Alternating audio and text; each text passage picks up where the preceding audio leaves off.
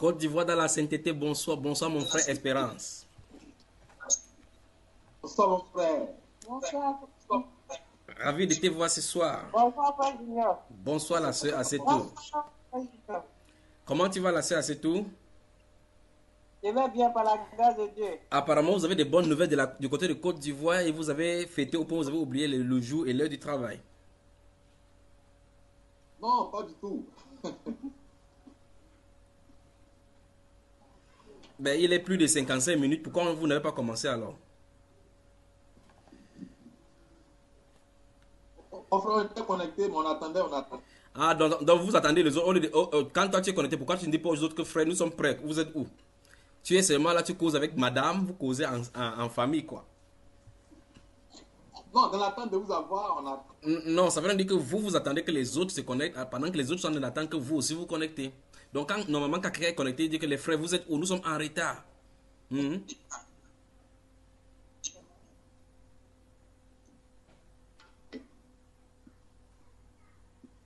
C'est ça, non? Le frère Syria Olivier Angora, bonsoir et bienvenue. Bonsoir frère. Comment tu vas mon frère? Je vais toujours très bien, je vais toujours très bien. Et vous-même? Oui, ça va par la grâce du Seigneur. Jean Didier Kouadio, bonsoir et bienvenue dans Côte d'Ivoire dans la sainteté. Merci frère Junior, bonsoir. Ça va? Frère. À Abidjan aujourd'hui, ça va? Oui, ça va, ça va. Donc décidément, vous tous, vous avez décidé de vous connecter en retard aujourd'hui.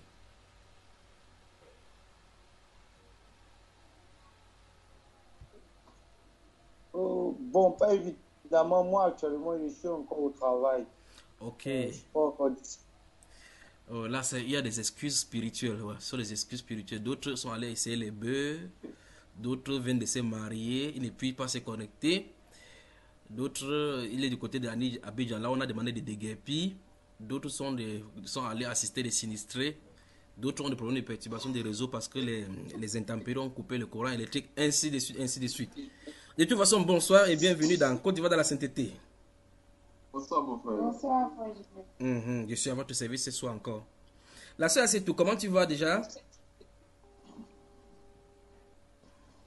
Je vais bien par la grâce de Dieu.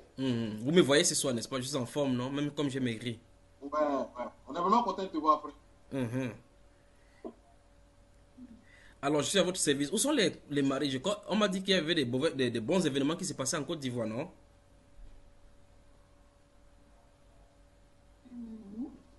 Le frère Didier Kouadio, c'est toi qui t'es marié? Non, c'est le frère Niaoré. Ah, le frère Yaoré.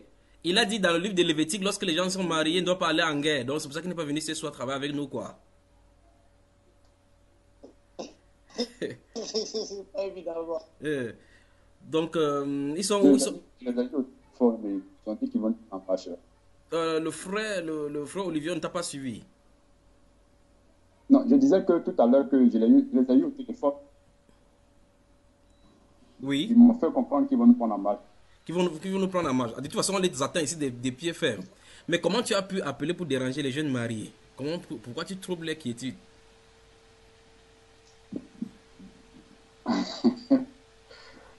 C'est pas ça, on était ensemble aux environs de 15h, 16h, peut-être tous ensemble. Oui. Et ils m'ont dit qu'ils seront connectés ce soir. Ok. Et le frère Jacques Bissan du côté de Lomé au Togo, comment il va?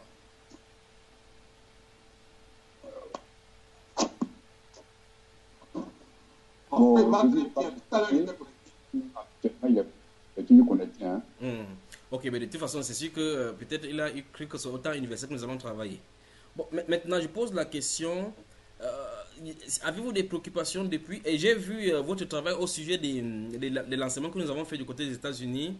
Vous avez fait un travail excellent. Je crois qu'on va y revenir là-dessus. Et vous allez faire le récapitulatif tel que vous avez fait sur le forum et pour que d'autres en profitent dans le monde entier. C'est très excellent. Que Dieu vous bénisse. Que Dieu vous bénisse. Amen. Ça montre que le vent qui va souffler en Côte d'Ivoire sera trop fort. Vous êtes trop fort en Côte d'Ivoire.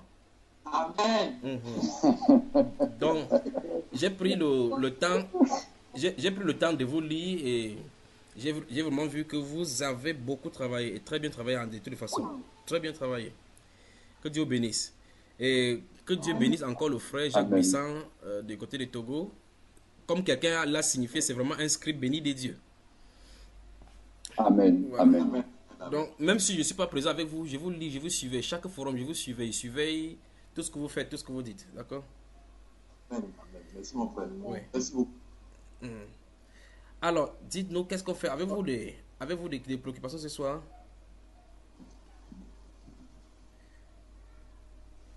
Des préoccupations? Oui, alors, frère. Oui. Bon, en fait, je voulais te soumettre une situation là. Oui. Bon, c'est au niveau de le baptême du Saint-Esprit Oui. et la nouvelle naissance. Oui. Non, pas patienter que le frère Iba poste les deux enseignements que nous avons fait au niveau de la radio et puis vous allez apprécier. Ne pose pas de questions, d'accord? À l'issue de cela, vous allez y revenir, d'accord? D'accord, c'est compris. Frère. Gardons cela en suspens. Autre chose?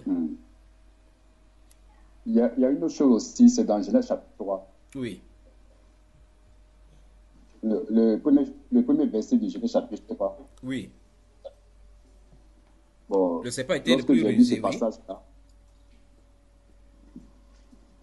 il est dit que le serpent ancien était le plus rusé De tous les animaux des de champs tous que les l'Éternel animaux Dieu avait fait. des champs que l'Éternel Dieu avait fait. Oui. Voilà. Bon, quand j'ai essayé de pousser ma réflexion, je me suis dit, mais entre le serpent est le plus rusé de tous les animaux des champs. Alors que lorsque Dieu a créé Adam et Ève, il a mis Adam et Ève dans un jardin qu'on appelle le jardin d'Éden. Oui.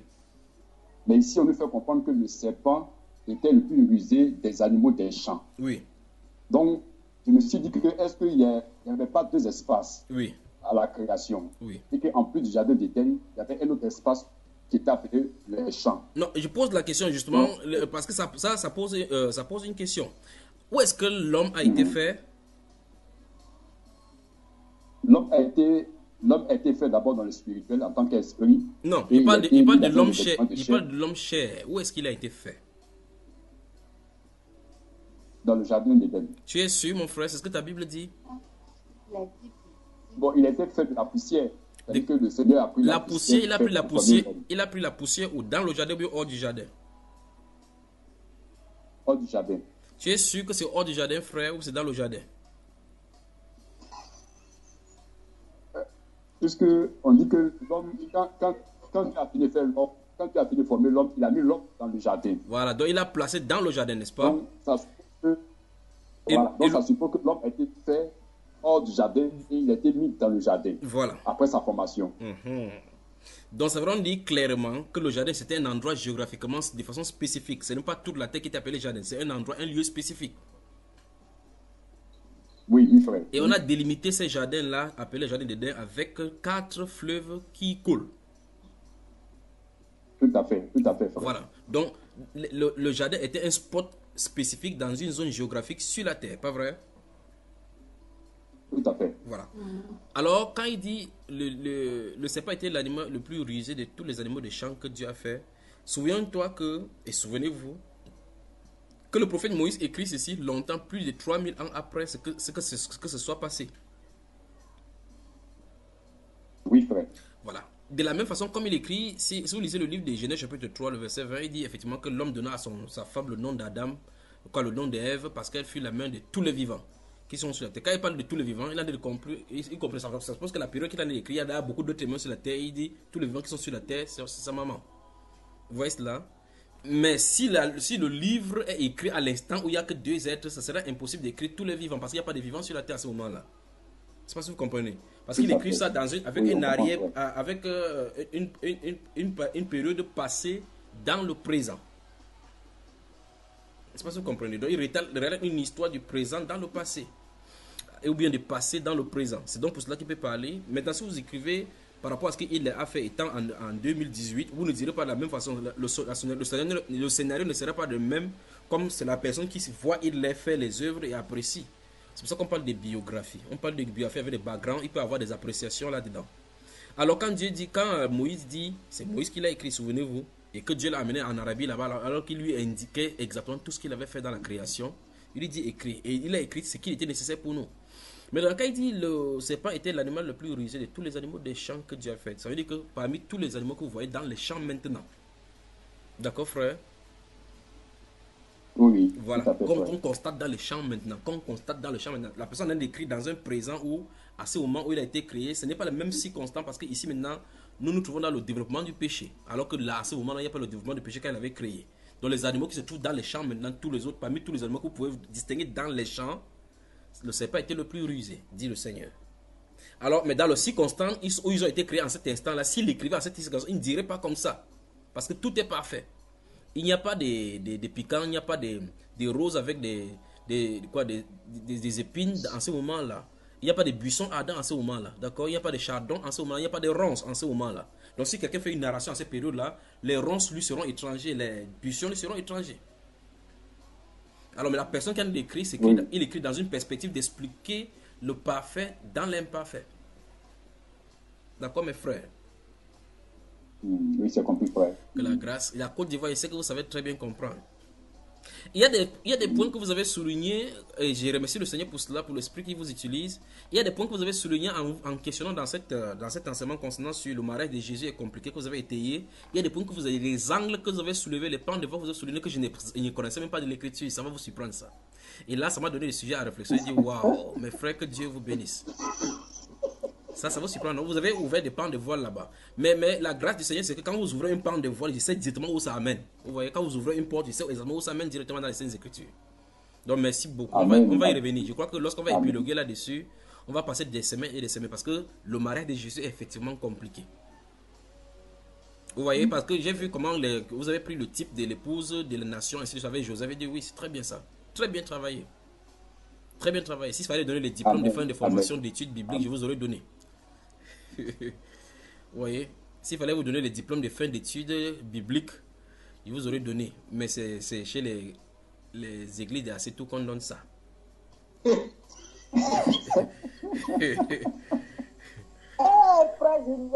Oui. C'est ça, non? C'est toi qui as le diplôme prophétique de délivrance. Nous certifions par le grand Dieu Tout-Puissant que tu as été délivré au nom tout-puissant du Seigneur Jésus-Christ.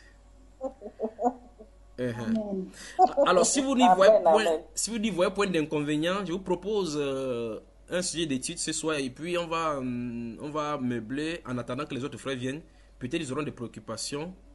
La sœur Christine, il y a un arbre qui est tombé dans ton village. Un arbre tombe dans ton village. Je suis de regarder un arbre qui tombe dans ton village. Un arbre tombe dans ton village. Un arbre tombe dans ton village. Donc l'orage souffle là-bas. Donc patiente, c'est au moment. Il y a le bruit d'un arbre qui a chuté. D'accord? J'entends cela dans ton village. Un arbre est tombé dans ton village. On va entendre des échos. Alors, donc, je disais donc que si vous n'y voyez point d'inconvénient, il faut qu'on y va. L'une des fois ici, j'étais en train de parler, le frère Olivier, tu y es? Oui, frère. La fois où je parlais de ton épouse, je disais qu'elle a traversé une eau, une espèce d'eau. On a fait cette eau aussi avec la mort, avec quelque chose qu'on a pris chez la mort, et on a versé dans le marché. Elle a traversé dans cette zone-là. Elle a été envoûtée par rapport à cela. Et je disais que la personne qui a fait cela, c'est pour faire la richesse pour le marché. Vous savez, quand on fait des choses pour que les clés... Je ne sais pas, je vais vite là, je parle vite. Non, on attend. Ok. Donc je disais donc que cette personne-ci a fait cette médicament, cette mixture ici avec l'eau d'un mort, donc pris dans une morgue. Et cette personne-ci a pour but d'avoir des clients, que sa marchandise prospère. Il a fait donc ces choses, ce sacrifice. Il a versé là-bas. Ton épouse a traversé en allant au marché. Elle a vu un endroit mouillé. Elle a juste traversé, croyant que c'était un endroit mouillé comme ça. Et ces jours, lorsque nous voyons cela, j'avais dit, voilà pourquoi il est important de prier, que le Seigneur nous garde, que la puissance du Saint-Esprit nous contrôle, afin que quand vous entrez dans ces endroits-là, vous arrivez là-bas, le Saint-Esprit vous fait dévier, ainsi de suite, d'une façon ou d'une autre. C'est ainsi que le Seigneur nous délivre de beaucoup de maux et de beaucoup de tribulations. Vous vous souvenez de ces jours-là, n'est-ce pas? Et là, ces jours, j'étais en train de mentionner qu'il y a quelqu'un qui marche et puis il y a l'araignée. L'araignée tombe sur le visage. Le frère Didier Quadio, bonsoir et bienvenue. Est-ce qu'il est encore là, celui-là qui a le travail? Parce que c'est lui dont il est question. Je vous avais dit ces jours-là que la personne n'est pas connectée, mais c'est dans le groupe de Côte d'Ivoire. C'est une espèce d'araignée qui lui tombe sur le visage alors qu'il a des marcher. Vous vous souvenez, n'est-ce pas? Le voici connecté ici ce soir. Vous m'entendez même, la Côte d'Ivoire? Oui, mon frère, on t'attend. Oui, on t'entend. Oui, on t'attend, frère. Bon, je crois que ses frères ne m'entendent pas, lui, et c'est pourtant c'est lui que ça concerne cette histoire d'araignée. C'est pour ça que je suis en train de revenir sur ça ce soir-ci. Vous, en Côte d'Ivoire, je ne sais pas ce que vous avez fait avec le Seigneur, que le Seigneur fait des choses comme ça avec vous là. Bon, permettez-moi d'aller. Donc, je t'en ai dit, donc, si on peut aller ce soir, je vous fais, on écoute quelque chose et on commence à commenter, d'accord? Souvenez-vous de ce qui a été dit sur votre pays. Des pasteurs qui ont pris des médicaments sont allés dans des champs, ont fait des sacrifices. Il y a d'autres pasteurs même qui sont allés dans des forêts, faire des sacrifices et puis les démons leur sont entrés. Ils commencent à faire des délivrances et autres là-bas. Ça va bader en Côte d'Ivoire. Donc le vent souffle en Côte d'Ivoire. Si vous m'entendez, vous entendez cette voix-ci. Vous êtes un pasteur de la Côte d'Ivoire. Vous vous appelez prophète, archibishop. Vous savez de façon claire que vous travaillez avec Lucifer. Et vous utilisez le nom du Seigneur Jésus-Christ, le Dieu de la Bible, celui qui est mort, ressuscité là depuis que nous prêchons. Faites attention, vous avez deux alternatives. Quittez la Côte d'Ivoire ou bien repentez-vous. Vous restez en Côte d'Ivoire, ce qui va souffler là, ça va vous prendre. Il y a l'autre, je crois que nous traitions de Karoum Makoso. Karoum, c'est Marie Makoso, quelque chose comme ça là. Oui, j'espère que le frère Iba, je ne sais pas s'il a mis les trois parties. Vous, la soeur Asetou, appelle Makoso, ton frère de Côte d'Ivoire là. Tu lui demandes de se repentir et d'arrêter ce qu'il fait. D'arrêter ce qu'il fait parce que Dieu va l'exposer bientôt. Il faut qu'il se repente. Il faut pas que la honte de sa nudité soit vue. Bon, de toute façon, si vous êtes prêts, donc on va commencer. On peut commencer. Amen, amen.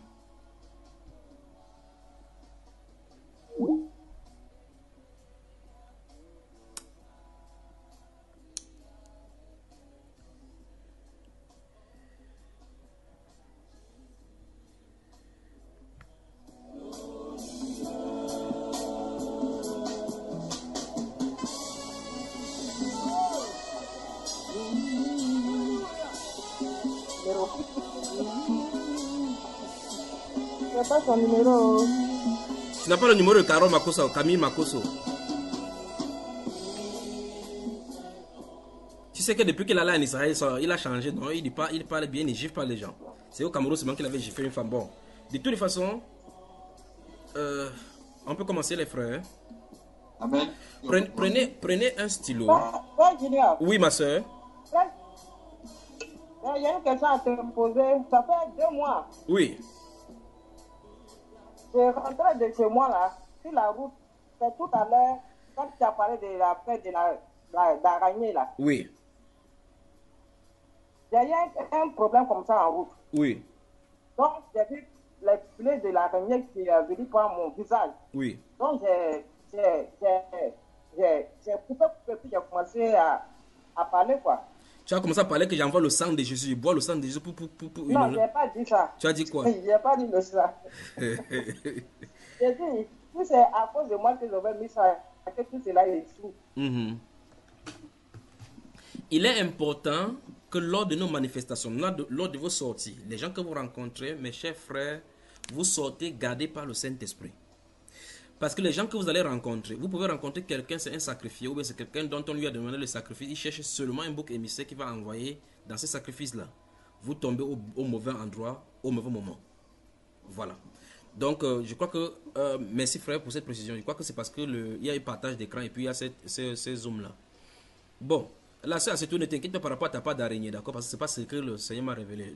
L'araignée dont je parle, c'est tombé sur celui-là, le frère qui veut mettre en service là. Amen. Voilà. Donc ton araignée n'est pas peur. Bon, on peut commencer, n'est-ce pas? Oui. Amen. Prenez donc un stylo, une feuille et vous déposez votre Bible à côté. Vous allez suivre.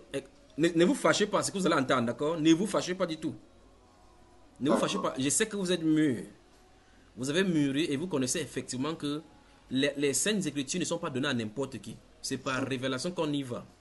Et si on ne va pas par révélation et que ça n'a pas été donné, tu auras et sera une pierre d'achoppement pour ta propre vie. Et la Bible sera une pierre d'achoppement pour toi. Si le Saint-Esprit n'ouvre pas l'esprit des gens pour comprendre les Écritures, pour voir l'harmonie dans les Saintes Écritures, et puis les dispositions dont le Dieu Tout-Puissant lui-même a touché, c'est ici, donc, comme dans le cas de ces vidéos que nous allons voir. Ne vous fâchez pas du tout. Alors, on écoute. Vous avez préparé votre stylo? Ok. Allons-y. Suivons-le. Ne vous inquiétez pas. Cette vidéo que nous allons jouer maintenant, vous pouvez la retrouver sur YouTube. Je crois que c'est intitulé Un pasteur dépassé des bêtises bibliques exposent l'escroquerie spirituelle du christianisme. Ça se trouve sur YouTube, vous pouvez taper cela. C'est produit par Monde Afro. C'est un pasteur dépassé des bêtises bibliques expose l'escroquerie spirituelle du christianisme. Gardez bien les mots. Les bêtises bibliques. Et quand il a constaté, il est dépassé des bêtises qui sont dans la Bible. Il décide donc d'exposer ce qu'il appelle par escroquerie spirituelle. Puis il dit du christianisme. Regardez le mot christianisme. Maintenant, on peut y aller, n'est-ce pas? C'est une vidéo de 8 minutes 45 secondes. Nous allons patienter ces 8 minutes 45 secondes. Nous allons suivre. Bonjour, je suis le pasteur Amélie Moïse. Je veux vous parler aujourd'hui de Dieu, le créateur du ciel. Fermez les micros. Fermez vos micros, comme ça il n'y a pas de retour. Fermez tous vos micros. Quand on va finir, vous pourrez ouvrir vos micros et on va commenter. Je crois que vous pouvez trouver également ça sur la chaîne Tell Me More TV. Je crois que c'est cette chaîne-là qui distribue cela avec les choses religions africaines, de la modernité, le Jésus africain, le Dieu de la Bible africain, ainsi de suite, les patriarches africains, ainsi de suite. Vous pouvez voir avec d'autres, les coloraires concernant cela. Maintenant, écoutez encore. On commence. J'espère que les micros sont fermés. Bonjour, je suis le pasteur Amélie Moïse. Je veux vous parler aujourd'hui du Dieu, le créateur du ciel et de la terre. Pour tout vous dire, le ciel n'existe pas. Il n'y a nulle part qu'on appelle le ciel. Ce que nous voyons en l'air là n'existe pas. Ce n'est que notre vue qui est limitée là-bas. C'est comme tu vas à la plage. Tu vas à la plage, tu verras à l'horizon, c'est comme le ciel touche la mer. Ça ne touche jamais la mer, c'est notre vision qui est arrêtée là-bas. Maintenant, on nous a présenté un Dieu qui constitue le créateur du ciel et de la terre. Comment Dieu peut créer ce qui n'existe pas? C'est ça la terre. La terre, c'est comme ça, la terre est suspendue en l'air comme ça. Ce n'est pas quelque chose qui est bloqué quelque part ou le ciel aussi est bloqué comme ça. Non. La terre est suspendue dans l'univers. Donc la terre n'est pas une chose plate, mais la terre est ronde. Et quand la terre tourne comme ça, c'est dans l'univers. Donc si tu es ici, ton ciel c'est ici. Si tu es ici, ton ciel c'est ici. Si tu es quelque part ici, ton ciel c'est là. Donc si tu pars comme ça, tu n'attendras jamais rien du tout. Si tu pars comme ça, tu n'atteindras jamais rien. Si tu pars comme ça, tu n'atteindras jamais rien. Si tu pars comme ça, tu n'atteindras jamais rien. Donc le ciel n'existe pas. Ce qui fait que le Dieu qu'on nous a présenté, le Dieu de la Bible, est un Dieu menteur. C'est un Dieu même qui n'existe pas. Et on n'a rien à voir avec ce Dieu. Imaginez ce Dieu dans leur Bible ici qui dit encore qu'il y a les hommes qui ont construit une tour comme ça pour atteindre le ciel, pour atteindre leur Dieu. Et ce Dieu, qu'est-ce que ce Dieu a dit? Nous allons lire dans Genèse chapitre 11, verset 5. L'Éternel descendit pour voir la ville et la tour que bâtissaient les fils de l'homme. Il dit, l'Éternel est descendu d'abord. Dieu est descendu tout. Il était où pour descendre? Où? Il n'est nulle part. Donc on dit que Dieu est descendu pour voir la ville que bâtissaient les fils des hommes. Donc Dieu, là où il est, il ne peut pas voir la ville. Il est obligé de descendre. Quel est ce Dieu-là? C'est un Dieu qui n'est pas omniprésent. Donc il ne peut pas voir partout. Il n'est pas partout en même temps. Donc l'Éternel dit, voici, ils forment un seul peuple et ont tous une même langue. Et c'est là ce qu'ils ont entrepris. Maintenant, rien ne les empêcherait de faire tout ce qu'ils auraient projeté. Allons, descendons et la confondons. Maintenant, l'Éternel dit, ils vont descendre maintenant pour pouvoir confondre la langue des hommes. Donc l'Éternel, là où il est, le ciel qui n'existait pas, le ciel qui n'a jamais créé, il est quelque part là-bas pour eux. Quel est ce Dieu qu'on nous a imposé? Un Dieu de folie. Nous n'avons pas besoin de ce Dieu de menteur. Et nullement encore son fils. Son fils a aussi nul que lui. Lisez encore dans le livre de Genèse toujours, Genèse 18, verset 21. Vous allez voir là-bas. Et c'est pourquoi, attendez, c'est pourquoi je vais descendre. Je verrai s'ils ont agi entièrement selon le bruit venu jusqu'à moi.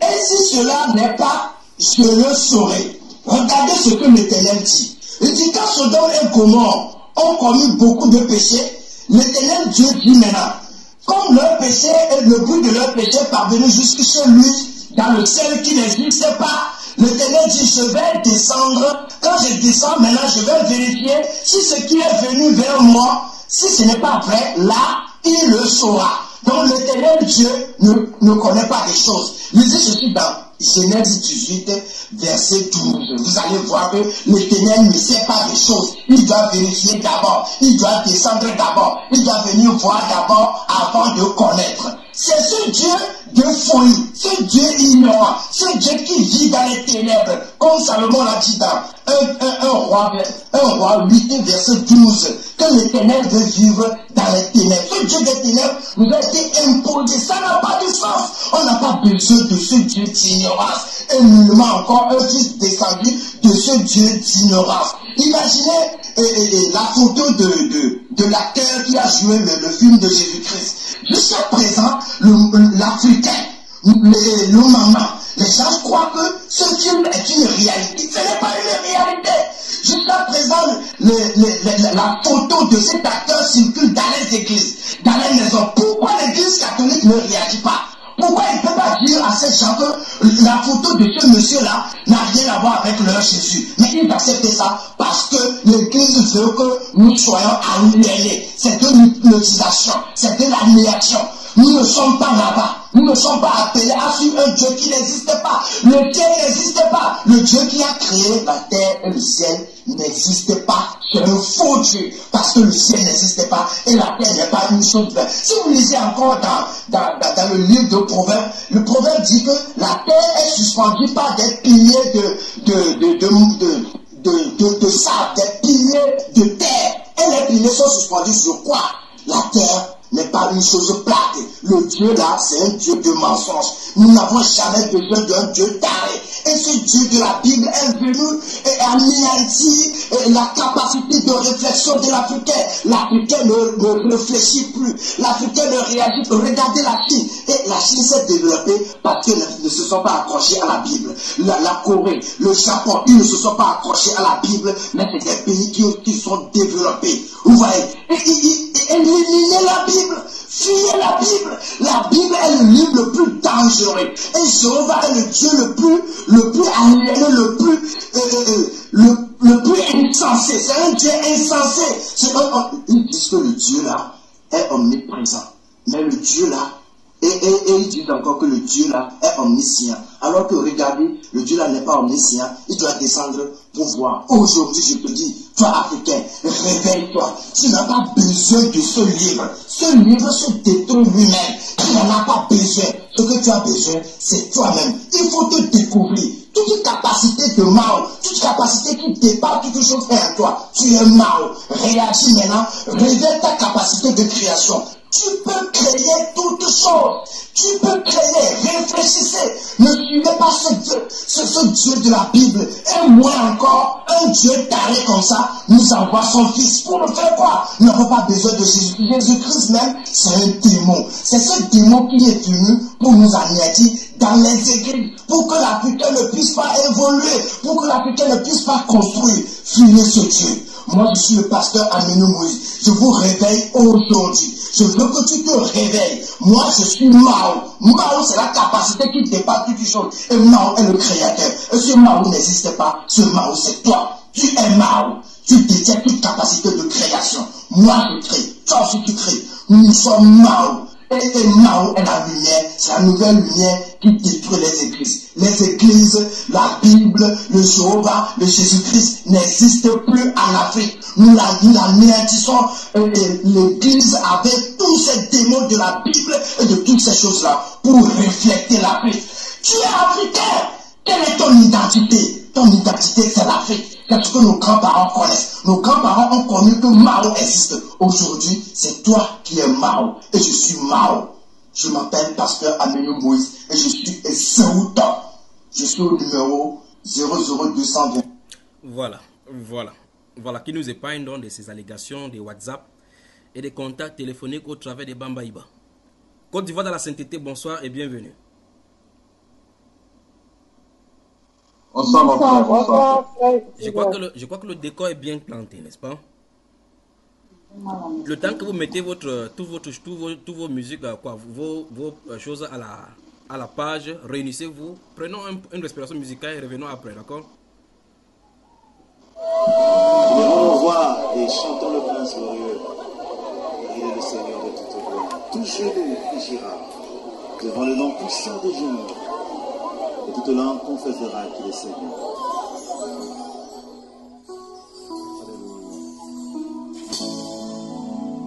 Merci Seigneur. Ton nom précieux.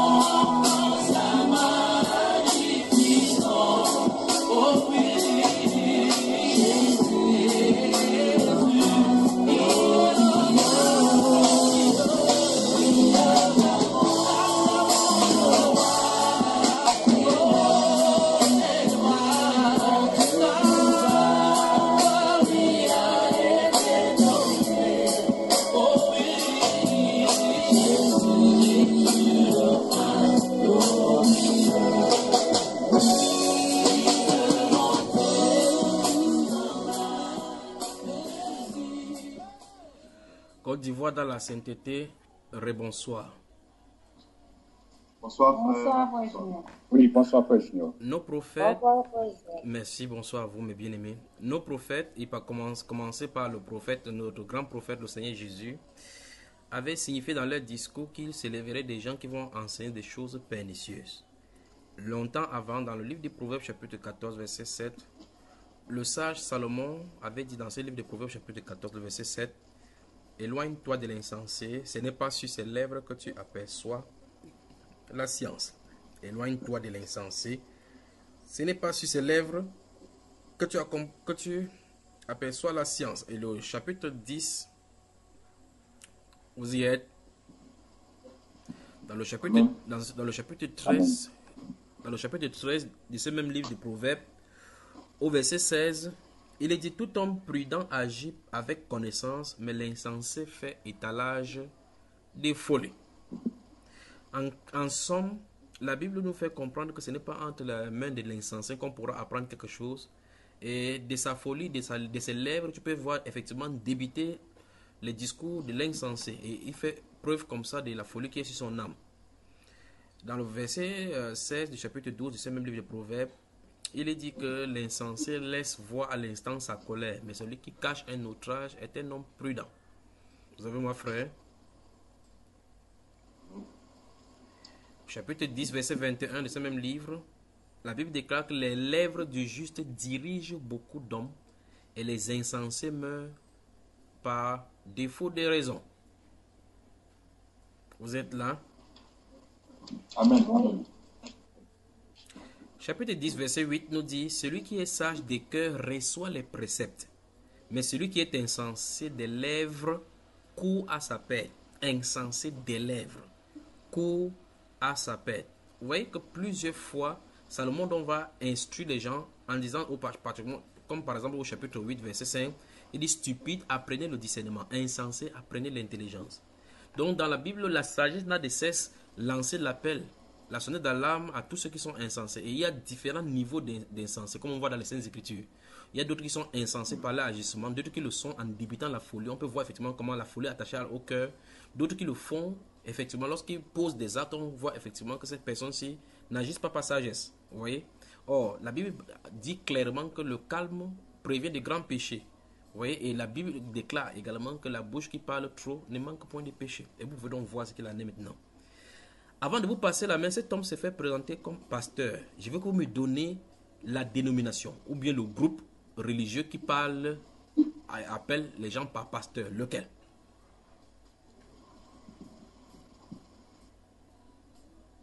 Vous avez suivi Les chrétiens. Les chrétiens, le christianisme, n'est-ce pas? Oui. Alors, donc, on a un problème ici dès la base des présentations. Il s'est fait appeler par pasteur Moïse. Donc, pasteur Moïse. Et c'est de la Bible que ça se tire. C'est terrible. Il s'est fait parler à pasteur. Il n'y a pas de pasteur en dehors des Saintes Écritures. C'est le christianisme qui révèle le caractère pastoral. Le christianisme, comme il en a dit. Je reste dans le caractère christique, ou mieux que le christianisme, de ce qu'il en a de dénoncer. Le cadre chrétien, c'est un autre. C'est pour ça qu'il dit que il souligne dans le vidéo le christianisme. Et on épilogue sur le christianisme parce qu'ils n'ont pas attaqué les chrétiens. Il a attaqué Christ, attaqué le Fils, attaqué le Seigneur. On va parler de cela, Dieu voulant. Mais le christianisme est la base et la lutte. Mais cette base de christianisme est ce qui lui a pondu son titre. Vous voyez qu'on a un problème. Alors, quand tu vas dans la sainteté, je vous passe la main. Prenez la parole à votre guise. D'accord.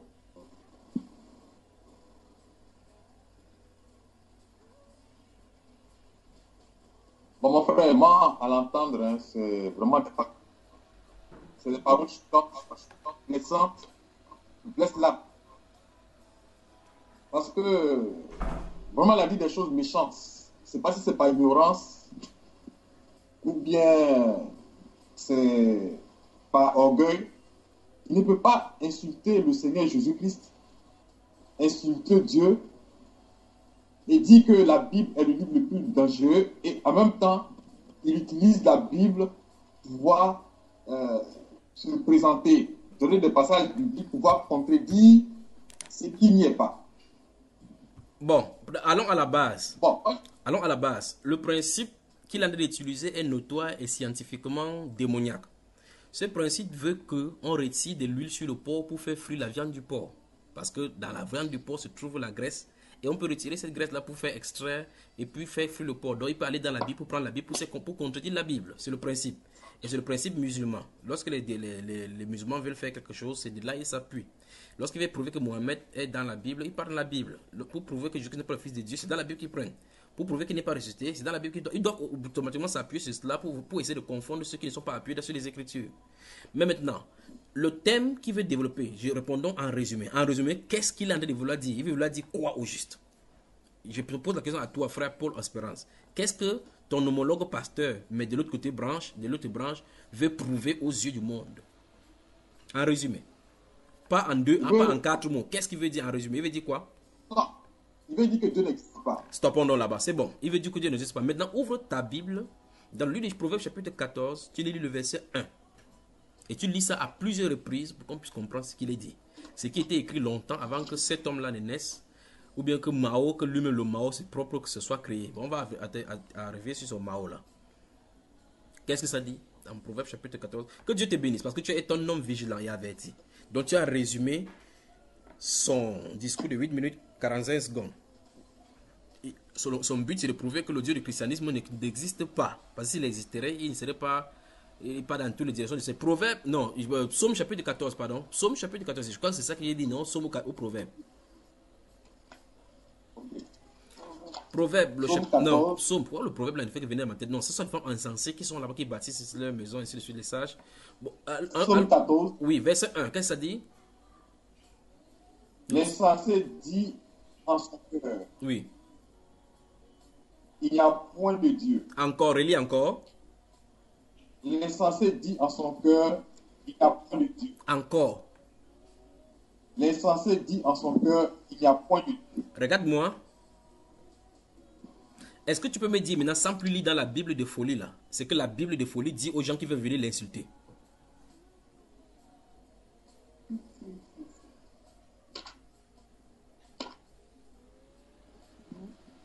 Tu m'as suivi, mon frère? Non, je n'ai pas bien compris la question. La Bible a déjà préparé ses gilets pare-balles contre toute attaque et toute velléité de l'ennemi, n'est-ce pas? Longtemps avant que ce monsieur, s'il vienne faire sa vidéo pour prouver que Dieu n'existe pas, comme tu as si bien résumé, la Bible avait déjà dit de lui quoi, en l'appelant quoi? L'insensé. Parce que la Bible elle-même savait que cet homme-ci viendrait dire que Dieu n'existe pas, n'est-ce pas? C'est ça, lui. Et la Bible lui a dit quoi? Donne-lui la Bible. Dis-lui que monsieur Moïse, la Bible t'avait appelé quoi? En disant, cite l'écriture contre lui. Monsieur Moïse, qui avait déjà prédit qu'il y aurait quelqu'un qui dirait que Dieu n'existe pas, celui-là est insensé. Donc en clé, il est insensé. C'est un titre des Saintes Écritures, c'est pas toi, n'est-ce pas? Parce que si tu dis comme ça que tu es insensé, va dire que ta Bible dit clairement que celui qui appellera son frère insensé mérite d'être puni par le Sanhédrin. donc, la Bible ne doit pas être punie par le Sanhédrin parce que c'est la Bible qui l'a appelé. Vous voyez? La Bible, en fait, met des points, des garde-fous comme ça pour protéger ceux qui font confiance aux Saintes Écritures. L'apôtre Paul dira a dit à Timothée que tu connais les saintes lettres qui peuvent te rendre sage à salut. Vous voyez cela? Dès la naissance, tu connaissais une lettre. C'est les Saintes Écritures. Ils connaissaient cela. On voit effectivement que les Saintes Écritures sont attaquées depuis longtemps. Que ce soit sur Joas, que ce soit sur Jérémie, comment le roi va prendre ça, déchirer les bêtises, jeter. Et Dieu va dire à Jérémie de réécrire cela, les mêmes mots qui sont là-dessus. L'attaque contre les Saintes Écritures n'a pas lieu aujourd'hui. Mais celui-ci, c'était un protagoniste, c'était un prototype même de l'insensé. Qui non seulement s'est fait appeler pasteur, mais il dit qu'il n'est pas il est hors du christianisme. Il a détruit la Bible. Il a failli dire au nom de Jésus, qu'il s'est souvenu qu'en réalité, il a de combattre au nom de Jésus. Mais comme il n'a pas une autre exclamation, il sait qu'on ne peut pas chasser le démon au nom de Satan. Il s'est exclamé et il s'est arrêté là. Maintenant, alors la Bible dit, l'insensé dit en son cœur, il n'y a point de Dieu. Puis Dieu dit, ils se sont tous corrompus. Continue le verset maintenant. Allons-y. Ils se sont corrompus. Ils ont commis des actions abominables. Il n'en est aucun face de. Pas même un seul. Voilà, je crois que votre connexion n'est pas bonne. Je ne sais pas pourquoi c'est comme ça. Quand ça lit avec les interruptions, là, ça me dérange. Alors, moi, je ne sais pas, quand je parle, vous entendez de façon fluente. Il n'y a pas des interruptions. Voilà. Alors, la Bible dit dans Psaume chapitre 14, verset 1, il y en a plein dans les Saintes Écritures qu'on pourrait placer contre celui-là. Mais comme il est fou, il ne faut pas qu'on passe le temps dans la folie. Mais nous allons relever ensemble les points qu'il a dit, les points qu'il a soulevés. Vous voyez que c'est quelqu'un qui est énervé. C'est quelqu'un, le background dans lequel il se filme, il veut montrer effectivement l'état de sa richesse, pour montrer effectivement qu'il ne souffre pas, qu'il n'a pas besoin de Dieu et des chrétiens pour pouvoir réussir. Après, il ressort en disant que, et il regarde très attentivement, c'est pour cela qu'il faut faire attention avec des philosophies injectées au milieu chrétien. Et très souvent, les chrétiens l'appellent et le disent sans s'en rendre compte qu'ils sont dans la philosophie diabolique. Et c'est ce que cet homme a traduit à la fin de son discours en appelant cela Mao. Il a dit, Mao, c'est toi. Révélez en vous le pouvoir créateur. Vous pouvez créer. Mais, essayez de l'appeler avec son numéro. Vous lui demandez, monsieur, montre-moi une seule chose que depuis que tu t'es rendu compte que tu es Mao, que tu as créé, qui avantage les Africains. Une seule. Essayez de lui poser la question qu'ils disent là. Tous ceux qui disent que nos rêves africains, on va toucher le cadre de la Chine, du développement dont tu viens de parler. Mais le thème création, c'est un grand thème qu'il ne faut pas toucher il faut toucher ça avec parcimonie. Alors lorsqu'il dit qu'il est créateur, vous voyez à qui il a de se confronter, n'est-ce pas? Déjà, il a anéanti le créateur, il a démystifié le créateur en disant qu'il n'existe pas, encore moins son fils. Prouver que c'est faux en prenant les passages qui n'existent pas, qui ne veut pas dire, qui ne comprennent pas d'abord ce que ça dit. C'est faisant parler pasteur selon cette même Bible. En se nommant d'un Moïse qui libère aussi, parce que le Moïse de la Bible libérait, on l'a prénommé Moïse. Il n'est pas allé comme les autres en disant que je m'appelle plutôt Kurunziza, Kasumba, Mwemba, Yamba, Yamba. Mais il a quand même pris un nom biblique. Il a accepté cela en acceptant des titres bibliques en voulant combattre la Bible. Alors cet homme-ci est possédé. Il ne faut même pas parler longtemps pour lui. Voilà. Alors cet homme, il dit à la fin, écoutez très attentivement son discours, il dit que je suis Mao, tu es Mao. Mao c'est toi, Mao c'est moi, nous sommes tous des Mao. Vous entendez cette terminologie-là en milieu chrétien, en milieu chrétien, des chrétiens. Vous entendez quelqu'un dire Dieu c'est qui? Dieu c'est toi, Dieu c'est moi, puisqu'on ne voit pas Dieu. Vous voyez, par ce langage, on rejette Dieu sans le savoir. Vous voyez? Je ne sais pas si vous saisissez. Et puis, ce style de langage, nous sommes versés dans nos conversations quotidiennes. Vous entendez quelqu'un dire que la nature l'a voulu ainsi. La nature n'a pas une volonté propre. La nature est commandée par un être pensant qui commande les événements qui existent. Ces événements existent selon sa volonté à lui. Ouais, cette terminologie, la nature l'a voulu ainsi, c'est une philosophie diabolique qui, de petit à petit, entraîne les gens à régner Dieu sans s'en rendre compte. Et c'est pas ce que vous saisissez. Il y a plusieurs terminologies philosophiques qui semblent être logiques, semblent être spirituelles, semblent être même christiques, même chrétiennes, même bibliques, mais en réalité c'est anti-biblique. Et parce que ça renie le principe même du divin. Lorsque quelqu'un dit Dieu c'est toi, Dieu c'est moi, Dieu n'est pas un être humain. Dieu ne doit pas se comparer à nous. Nul ne peut être comparé à lui. Nous sommes ses créatures, il est Dieu. Il y a un Dieu et nous sommes ses créatures. Nous ne sommes pas Dieu. Il n'est pas nous, nous ne sommes pas lui. Il est lui, nous sommes nous. Mais il veut donner une portion de lui à nous afin que nous comprenions ce que lui il veut de nous. C'est ce que Dieu est. On appelle donc ça la réconciliation. Et c'est ce que son fils Jésus est venu faire. Amen. Amen. Amen. J'espère que vous n'êtes pas fâchés, frère. Ne soyez pas fâchés. Ne soyez même pas fâchés de lui. Parce que c'est déjà des personnes, si des personnes ne prêchaient pas comme ça, vous ne saurez pas que Proverbe chapitre 14, Psaume chapitre 14, verset 1 est vrai. Voilà en clair ce que nous sommes en train de vivre. Et au fur et à mesure, nous voyons chaque fois ici dans Côte d'Ivoire, la sainteté, dans d'autres forums, nous voyons comment nous mettons les vidéos. Vous voyez les Saintes Écritures prouver devant de vous que c'est réel. Sinon, vous allez dire, comment quelqu'un peut dire dans son cœur qu'il n'y a point de Dieu? Comment? Vous allez dire que non, c'est sûr que la Bible, là, c'est autre chose. C'est ce qu'on veut dire. Parce que normalement, un être humain normal ne dirait pas que Dieu n'existe pas. Bon, ben voilà, vous avez entendu. Il a dit, fuyez cette Bible-ci. Rejetez-la, fuyez les démons de la Bible. Donc les Bibles, comme on chasse les démons chez les gens, en chassant les dieux africains, les démons des Africains, là, c'est eux qui disent maintenant que c'est la Bible qui est démon. Et la Bible déclare que malheur à ceux qui appellent mal bien et bien mal. Les voilà. Donc ce n'est qu'une preuve de la véracité des Saintes Écritures qui sont en train de régner. Alors souvenez-vous, les philosophies telles que Dieu c'est toi, Dieu c'est moi, Dieu est en toi, il faut chercher le Dieu en toi, ce sont les philosophies qui sont développées dans les cercles ésotériques. Des pensées sont jetées petit à petit dans les cercles de développement personnel. Vous commencez à comprendre au milieu chrétien, vous entendez que quelqu'un c'est un coach personnel. Vous avez entendu, c'est que des pasteurs commencent à s'ériger au niveau de coach. ce qui encourage les gens à être des leaders. Fuyez ces choses au plus profond de votre être. Fuyez-les. Quand vous entendez que quelqu'un est un coach de motivation, faites attention, c'est un agent démoniaque déguisé en ange de lumière. Faites attention. Il n'y a pas de telles choses au milieu chrétien. Ces choses de la contemplation, de la morale ou bien de l'intellect, ce n'est pas notre domaine là-bas. Notre domaine, c'est être guidé par le Saint-Esprit, pas par un coach humain, pas par un gourou. Que non. Le but du Seigneur Jésus-Christ venant, c'est de rétablir la relation afin que le Saint-Esprit puisse demeurer dans le cœur humain. Comme Dieu a dit qu'il va habiter dans le cœur, je serai leur Dieu, il marche au milieu d'eux. C'est le but là-bas. Mais aujourd'hui, se trouve donc manifeste en milieu chrétien des personnalités qui se sont érigées en donneurs de leçons et en guides spirituels, non seulement en guides spirituels, mais qui font des trainings qu'on voit exactement dans les sectes exotériques. C'est-à-dire que les trainings des coachs, comme je dis, regardez bien le mot, développement personnel. Les coachs, pour faire les cours de leadership afin que les gens soient des grandes entreprises, ils vont prendre d'abord chaque fois, souvenez-vous, si vous suivez ces cours, première chose, on va prendre les principes. On va commencer à prendre les principes que si vous prenez d'or et paresseux et la pauvreté se surprendra. Ils vont prendre ça dans la Bible. En disant que les gens croient que c'est en prière on va changer les choses. On ne doit pas seulement prier, mais il faut faire des actions. Ils vont prendre des choses développées. Vous allez croire que c'est l'erreur, mais ils vont introduire les erreurs. Vous n'allez pas vous rendre compte qu'en réalité, ils sont en train de vous glisser dans les erreurs. Puis ils vont commencer à vous dire que si vous voulez dormir le midi à 14 h, les gens vont se lever, aller travailler. Ils vont développer leur pays comme la Chine, comme on a des voix effectivement dans ce développement-ci.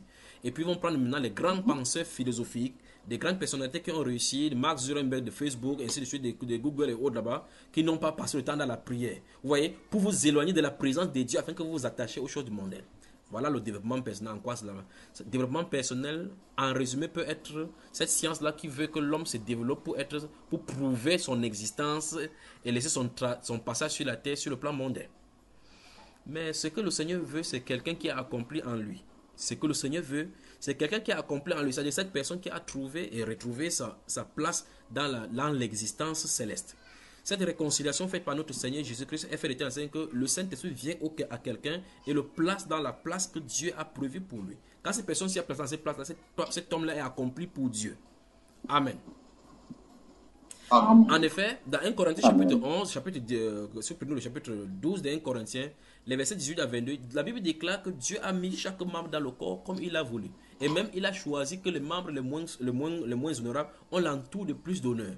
Donc Dieu a voulu que dans le corps qu'il y ait des membres faibles, des membres nonchalants, afin que les autres en prennent soin. Vous voyez effectivement que les développements personnels que nous avons sont des philosophies démoniaques en milieu chrétien pour déchoir les gens de la grâce du Seigneur. Les Saintes Écritures les avaient prévues. Maintenant, celui-ci est allé en vitesse supérieure parce qu'il y a plusieurs cas d'insensés, comme je vous ai dit. Il y a d'autres qui vont débuter par la folie. D'autres qui vont venir comme les docteurs, mais en introduisant des fausses doctrines pour pouvoir entraîner les gens. Mais ça sera douce. L'autre là, c'est douce. Ça commence comme le miel, mais ça finit comme dans le fiel amer. Vous voyez, ça commence comme le miel, mais ça finit comme le fiel pour t'amener dans le biel. Alors vous entendez effectivement que quand quelqu'un amène dans cette direction-là, vous commencez à absorber que waouh, quel grand docteur. On commence à dire que vous êtes les fils de Dieu.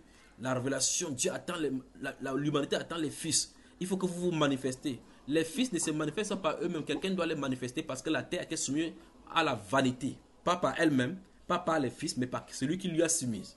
Donc cette personne qui a soumis la terre à la vanité, qui viendra changer cette vanité en donnant, en revêtant la terre de la corruption par rapport à la voie des fils. C'est-à-dire par rapport au renouvellement. La terre doit être renouvelée pour que la vanité puisse y quitter. Maintenant, quelqu'un dit, il faut qu'on attende que les fils se révèlent. C'est à vous, levez-vous, vous êtes des fils. Levez-vous. Vous voyez, non, par conséquent, on commence à créer les parties de football, le football chrétien, les musiques chrétiennes, les rap chrétiens, les conseils chrétiens. Ils disent qu'ils vont faire comme ça pour influencer. Et jamais, personne, pendant qu'ils font ça, n'ont jamais compétit et dépassé même les mondains. C'est-à-dire les mondains n'étant pas avec l'esprit du fils, font avec l'esprit démoniaque et dépassent toujours la révélation des fils. Vous voyez qu'on est en mal, là, n'est-ce pas? On est en mal. Ces gens-là, malgré qu'ils sont, vous les voyez avec les posters soignés, d'autres disent qu'ils portent les montres Rolex de 5 millions de francs CFA, malgré qu'ils font comme ça, ils n'atteignent pas Mark Zuckerberg qui est un sataniste. Que lui passe le temps avec les jeans destroy. Vous avez remarqué son habillement. Un multimilliardaire en dollars. Et lui, il passe le temps dans les destroy, mais pendant que le pasteur pentecôtiste se vante avec les montres de 5 millions. Mark Zuckerberg, peut-être, il se brosse à dents, même coûte 250 francs CFA. Il s'en fout de ses habillements. Il ne se bat pas pour faire ces choses-là, effectivement. Il développe parce que son père a la technicité de développer. Mais depuis Genèse chapitre 4, nous voyons effectivement que le développement, la soif du développement, la soif de campement, la soif de développement des recherches scientifiques vient de la lignée de Caïn. Les gens qui étaient de chez Dieu étaient tranquilles sous les bergers, faisaient des choses tranquillement. Voilà comment les Saintes Écritures nous révèlent cela. Donc vous voyez que la soif du développement, la soif de prouver qu'on est là, parce qu'en réalité, ces personnes veulent qu'on développe nos différents pays pour montrer effectivement que la terre nous appartient. Dieu ne nous a pas dit que nous soyons sur la terre de façon permanente. Nous allons développer notre cœur et notre âme pour nous présenter ces jours-là glorieux devant lui, devant le royaume.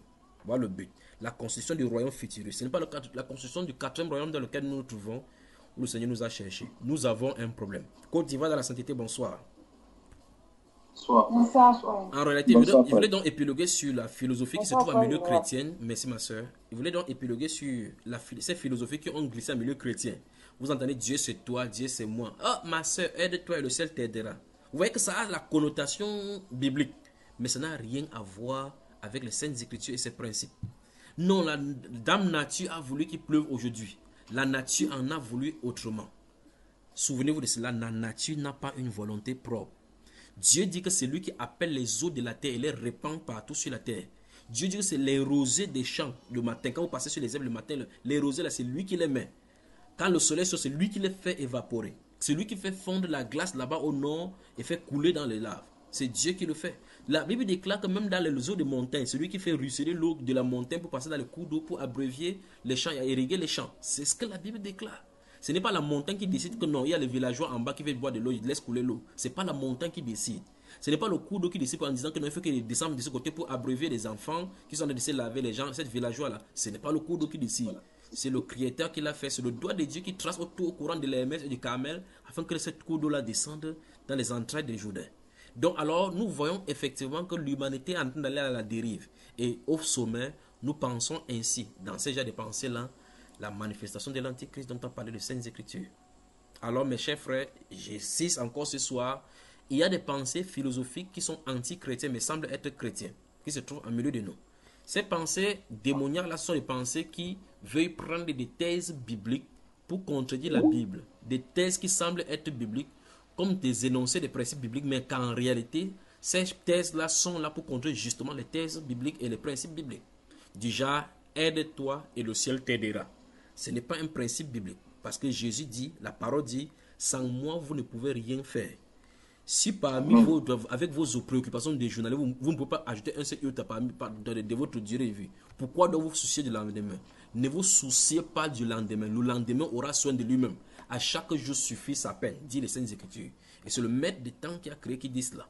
Il dit, par vos inquiétudes, qui peut ajouter un courroux de vie? Mais le principe satanique dit, aide-toi et le ciel t'aidera. C'est-à-dire que fais les efforts. Dieu dit, sans moi, vous ne pouvez rien faire. C'est lui qui produit en vous le vouloir et le faire selon son bon plaisir. Ce n'est pas à l'homme, lorsqu'il marche, à diriger ses pas.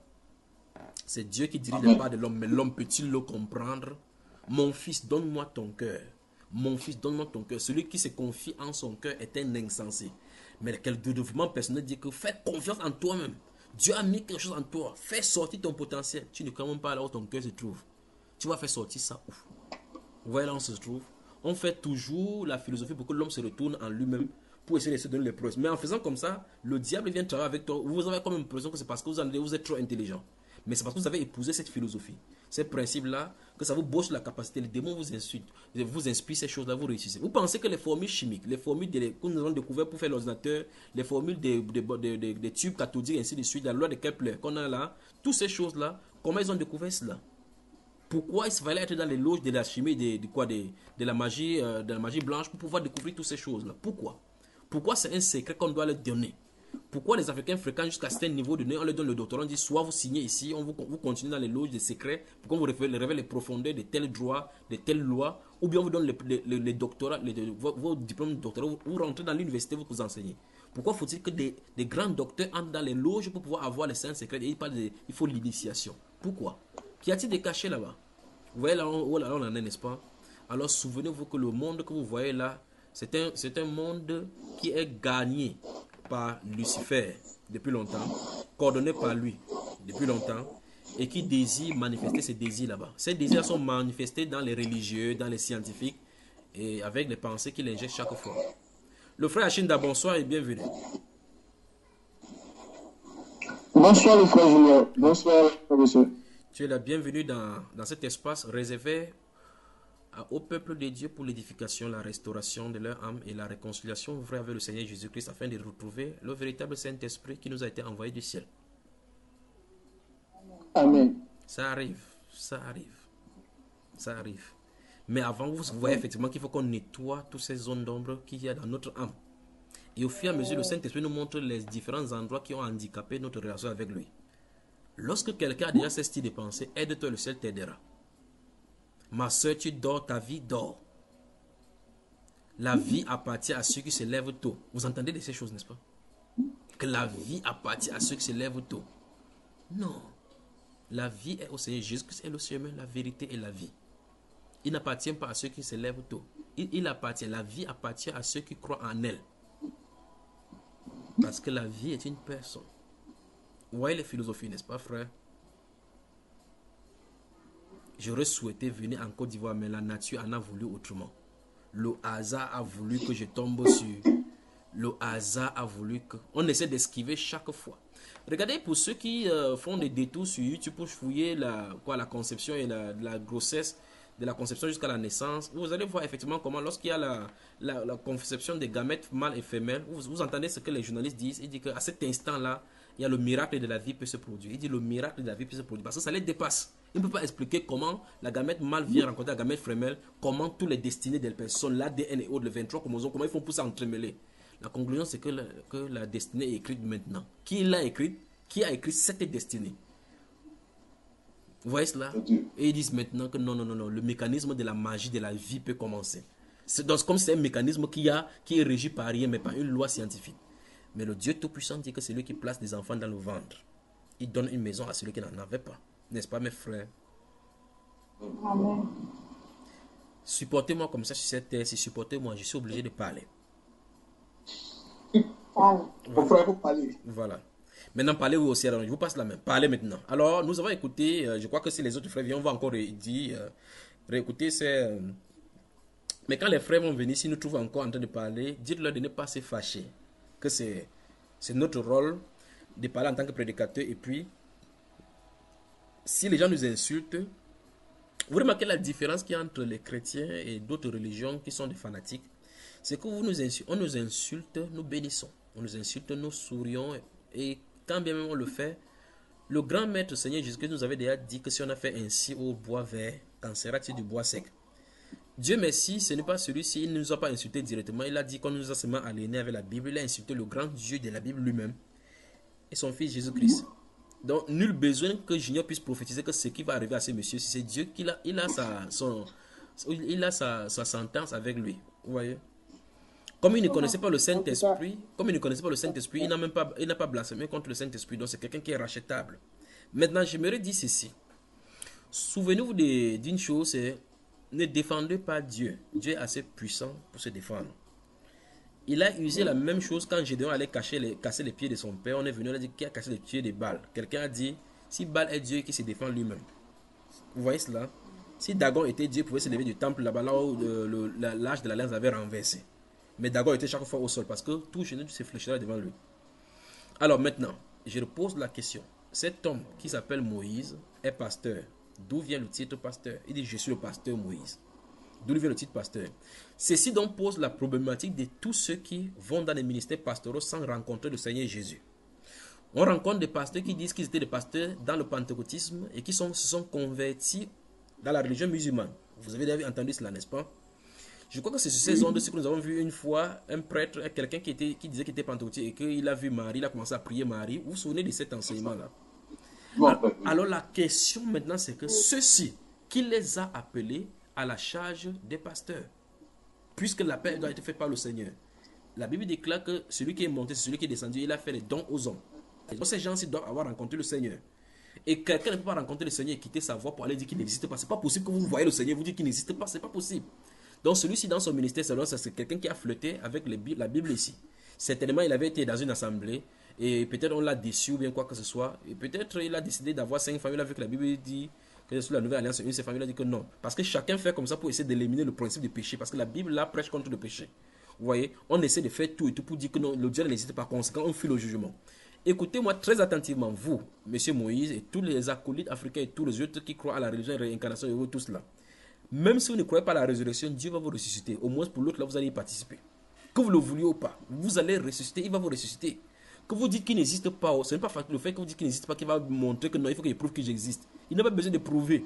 Il est grand et sa puissance nous échappe, dit la Bible. Il n'a pas besoin d'employer et qu'une personne lui dira pourquoi agis-tu ainsi. Il peut décider de détruire même la Bible là et choisir ses enfants et les enlever sans cette Bible là. En fait, il a même demandé au brigand à la croix qui sera avec lui au paradis sans que le brigand n'ait confessé ses péchés, dit ce qu'il a fait ainsi de suite. Il a fait envoyer comme ça. Il a demandé à Rahab d'entrer dans le royaume alors que Rahab n'a rien fait de spécial pour mériter. Il a seulement gardé les espions. Gardez un peu les espions et entrez dans le royaume, je vois si vous pouvez le faire aussi. Il a fait ça à Rahab. Rahab était une prostituée. Allez faire la prostitution et puis on veut tuer quelqu'un. Faites-le entrer dans votre maison, vous pensez que comme vous allez faire ça, vous allez entrer au ciel. Donc Dieu agit comme il veut, il est souverain. Alors, notre Dieu est puissant, il n'a pas besoin de démontrer sa puissance pour les insensés. Je vais vous raconter une histoire pour montrer l'insensé. C'est un titre d'insensé comme ça. Il avait fait une conférence, c'était un professeur agrégé qui avait fait la conférence pour prouver aux chrétiens que Dieu n'existe pas. Je vais taire le nom de la personne et puis les noms des lieux. Ces pasteurs, ces conférenciers, dans cet amphithéâtre, il a mis les fusils sur la tête. Non, qu'est-ce qu'il a fait? Il avait déposé le fusil sur la table. Il a mis le pistolet.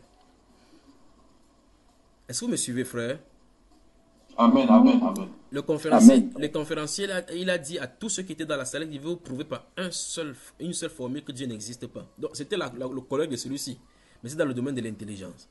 Alors, il a dit, il va compter de 1 à 3. Oui, amen. Si Dieu existe, il va tuer. Dieu le tue. Et si Dieu ne le tue pas, après c'est 1 à 3, alors Dieu n'existe pas. Toute la conférence, et tous ceux qui assistaient à la conférence, tout le monde était calme pour voir ce qui arriverait. Alors le conférencier il dit, alors Dieu, je te défie ici. Si tu existes de 1 à 3, je veux que tu me tues. Il a compté 1. Toute la salle était en silence. 2. 3. Après quelques secondes, rien ne s'est passé. Il n'est pas mort, Dieu ne s'est pas manifesté. Il s'est levé, les gens ont applaudi. Il a dit, vous voyez, Dieu n'existe pas parce que s'il existait, justement comme vous le dites, il me tuerait. Alors, un simple chrétien est sorti de la foule, avancé vers lui, doucement, doucement. Tout le monde était debout. Il allait vers le policier. Un policier qui se tenait dans la salle, il dit, s'il vous plaît, remettez votre âme. On a dit, monsieur, si vous prenez cette âme, vous allez tuer quelqu'un, ce sera de l'homicide volontaire, vous allez condamner à mort. Il dit, remettez-moi votre âme. Il a remis son âme. Il a demandé au policier, est-ce que cette âme s'est chargée? Le policier a dit oui. Il a déposé devant le conférencier. Il s'est tourné dans la salle avec l'arme derrière lui. Il a dit, je vais vous prouver que ce monsieur, ce qui est derrière nous, n'existe pas. Il a dit, je vais compter de 1 à 3. Si ce monsieur-ci me tue, c'est qu'il existe. S'il ne me tue pas, il n'existe pas. Alors il a regardé la conférence, le conférencier derrière lui. Il a dit 1, 2, 3. Personne n'a entendu la gâchette tirer. Il a dit, alors vous voyez, cher conférencier, ce conférencier n'existe pas. Par conséquent, lui-même n'existe pas parce qu'il n'a pas pu me tuer. Après 3 décomptes. Puis de se tourner vers ce conférencier, il dit, Dieu ne tue pas les fous. Amen. Fin de citation. Côte d'Ivoire dans la sainteté, bonsoir. Bonsoir frère, bonsoir frère. Je vous aime. Je vous aime. Je vous aime. Et alors qu'il sortait de la salle, les gens c'était sur une tollée d'applaudissements et le conférencier avait collé la sueur, il avait dû enlever sa cravate, il tremblait debout. Sa conférence venait de tourner en sa défaveur. Dieu n'a pas besoin de prouver les prouesses humaines. Comme on dit, Seigneur, manifeste pour qu'on sache que tu es Dieu. Dieu n'a pas besoin de cela. S'il veut faire n'importe quoi, il le fait. La preuve en est que celui qui prie que Dieu fait comme ça, c'est lui qui t'a créé. Les situations que tu es en train de vivre, c'est lui qui a mis. L'insensé, c'est celui qui a mis pour prouver que sa Bible est vraie. Vous ne pouvez pas faire la conférence pour prouver à cet insensé que non, Dieu existe. Que Dieu veut te prouver que Dieu existe.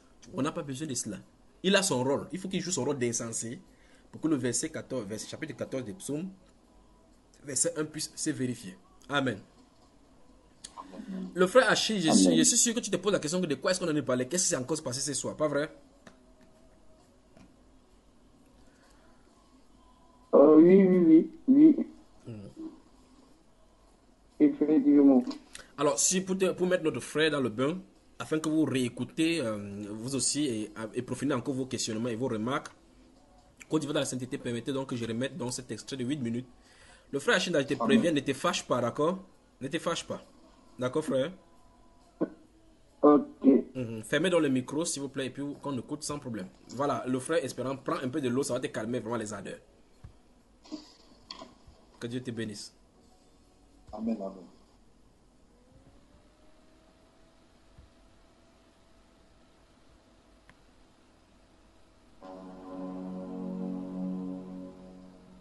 Bonjour, je suis le pasteur Amenyo Moïse.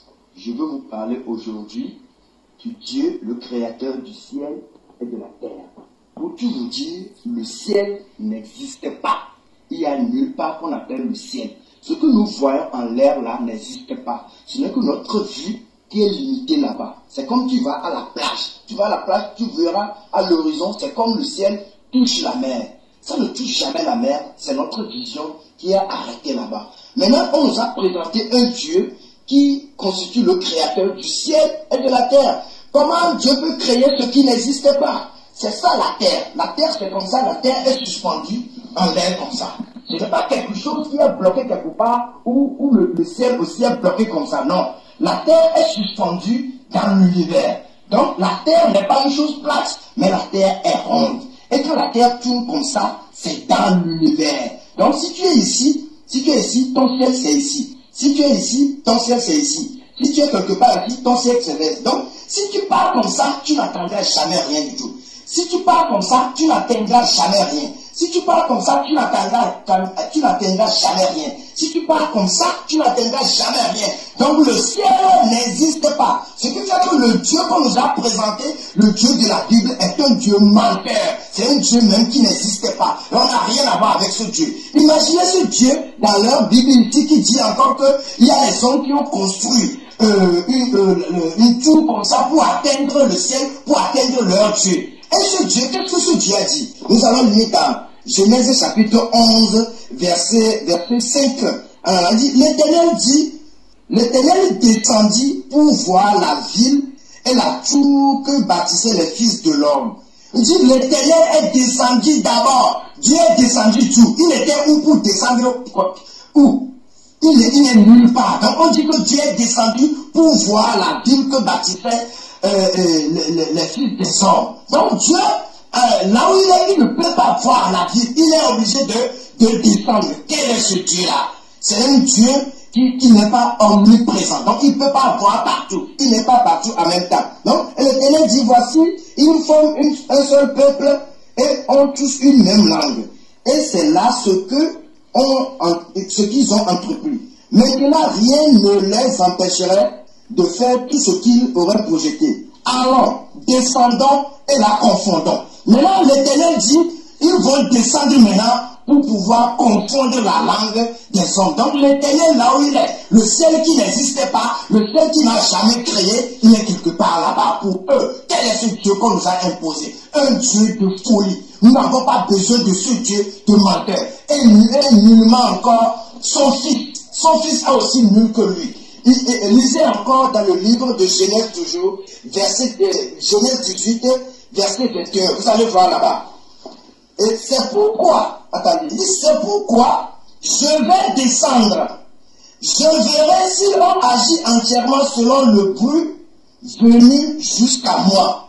Et si cela n'est pas, je le saurai. Regardez ce que l'Éternel dit. Il dit, quand Sodome et Gomorrhe ont commis beaucoup de péchés, l'Éternel Dieu dit maintenant, comme leur péché et le bruit de leur péché est parvenu jusque chez lui, dans le ciel qui n'existe pas, l'Éternel dit, je vais descendre. Quand je descends, maintenant, je vais vérifier si ce qui est venu vers moi, si ce n'est pas vrai, là, il le saura. Donc, l'Éternel Dieu ne connaît pas les choses. Lisez ceci dans Genèse 18, verset 12. Vous allez voir que l'Éternel ne sait pas des choses. Il doit vérifier d'abord. Il doit descendre d'abord. Il doit venir voir d'abord avant de connaître. C'est ce Dieu de folie, ce Dieu ignorant, ce Dieu qui vit dans les ténèbres, comme Salomon l'a dit dans 1 roi 8, verset 12, que l'Éternel veut vivre dans les ténèbres. Ce Dieu des ténèbres nous a été imposé, ça n'a pas de sens. On n'a pas besoin de ce Dieu d'ignorance, et nullement encore un fils descendu de ce Dieu d'ignorance. Imaginez la photo de l'acteur qui a joué le film de Jésus-Christ. Jusqu'à présent, l'Africain, le maman, les gens croient que ce film est une réalité. Ce n'est pas une réalité. Jusqu'à présent, la photo de cet acteur circule dans les églises, dans les maisons. Pourquoi l'église catholique ne réagit pas? Pourquoi il ne peut pas dire à ces gens que la photo de ce monsieur-là n'a rien à voir avec leur Jésus? Mais ils acceptent ça parce que l'église veut que nous soyons aliénés. C'est de l'hypnotisation, c'est de l'annihilation. Nous ne sommes pas là-bas. Nous ne sommes pas appelés à suivre un Dieu qui n'existe pas. Le Dieu n'existe pas. Le Dieu qui a créé la terre et le ciel n'existe pas. C'est un faux Dieu. Parce que le ciel n'existe pas et la terre n'est pas une chose vraie. Si vous lisez encore dans le livre de Proverbes, le Proverbe dit que la terre est suspendue par des piliers de sable, des piliers de terre. Et les piliers sont suspendus sur quoi? La terre n'est pas une chose plate. Le Dieu là, c'est un Dieu de mensonge. Nous n'avons jamais besoin d'un Dieu taré. Et ce Dieu de la Bible est venu et anéantit la capacité de réflexion de l'Africain. L'Africain ne réfléchit plus. L'Africain ne réagit plus. Regardez la Chine. Et la Chine s'est développée parce qu'ils ne se sont pas accrochés à la Bible. La Corée, le Japon, ils ne se sont pas accrochés à la Bible, mais c'est des pays qui sont développés. Vous voyez, éliminez la Bible. Fuyez la Bible. La Bible est le livre le plus dangereux. Et Jéhovah est le Dieu le plus aliéné, le plus insensé. C'est un Dieu insensé. Ils disent que le Dieu là est omniprésent. Mais le Dieu là, et ils disent encore que le Dieu là est omniscient. Alors que regardez, le Dieu là n'est pas omniscient. Il doit descendre pour voir. Aujourd'hui, je te dis, toi Africain, réveille-toi. Tu n'as pas besoin de ce livre. Ce livre se détruit lui-même. Tu n'en as pas besoin. Ce que tu as besoin, c'est toi-même. Il faut te découvrir. Toute capacité de Mao, toute capacité qui dépasse toute chose est en toi. Tu es Mao. Réagis maintenant. Révèle ta capacité de création. Tu peux créer toutes choses.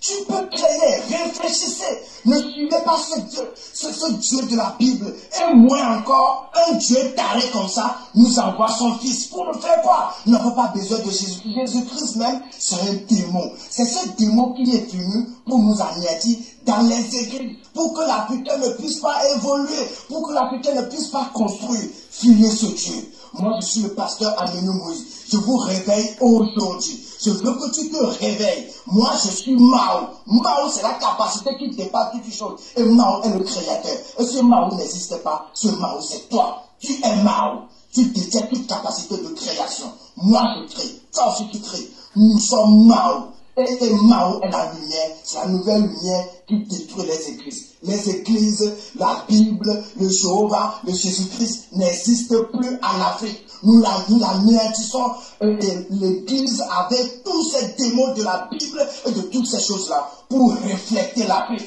Tu es africain. Quelle est ton identité? Ton identité, c'est l'Afrique. C'est ce que nos grands-parents connaissent. Nos grands-parents ont connu que Mao existe. Aujourd'hui, c'est toi qui es Mao. Et je suis Mao.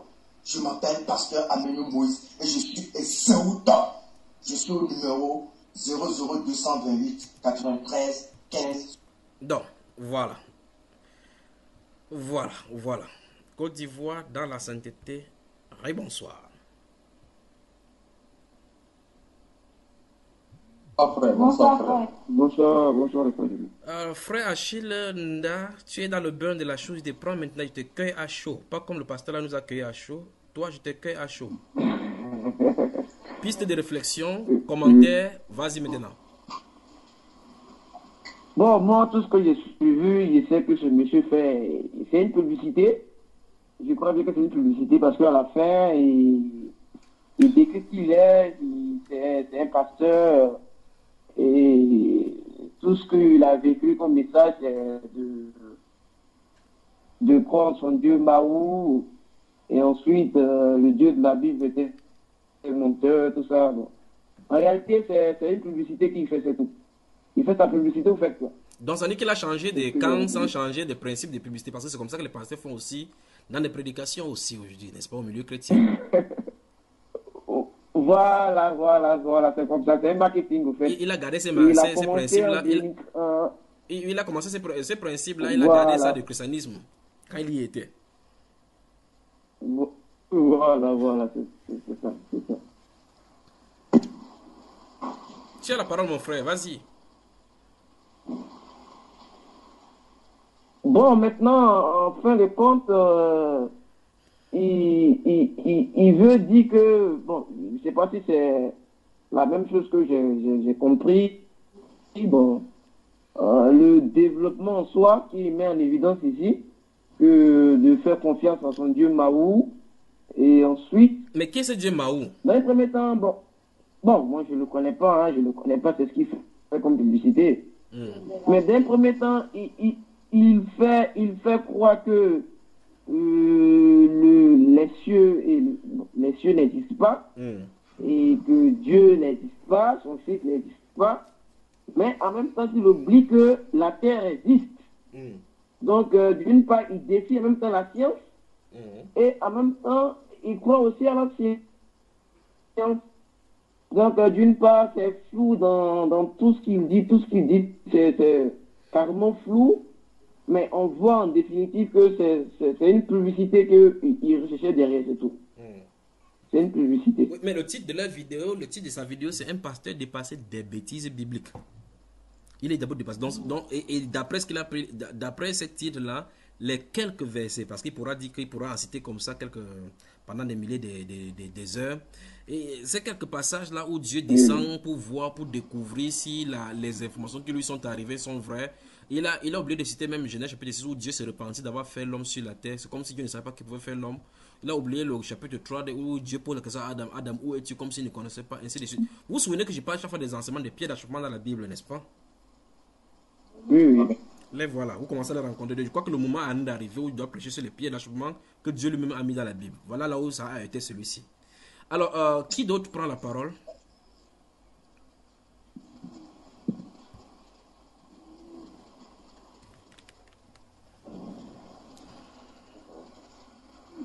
Bon, les gens de la Côte d'Ivoire sont énervés, ils ne veulent plus travailler. Bonne soirée alors. Non, mon frère n'est pas énervé, mon frère. Ok. On est dépassé. Vous êtes dépassé. Vous allez encore voir des choses. En fait, mon frère, moi, je vais réagir par rapport à ce que le frère Achille vient de dire là. Oui. Moi, je pense que, loin d'être une publicité, ce monsieur-là n'est pas un enfant. Oui. Il n'a pas 2 ans, il n'a pas 3 ans. Oui. On a vu les propos très graves qu'il a tenus à l'endroit du Seigneur Jésus-Christ, de Dieu et de la Bible. Ce n'est pas un enfant.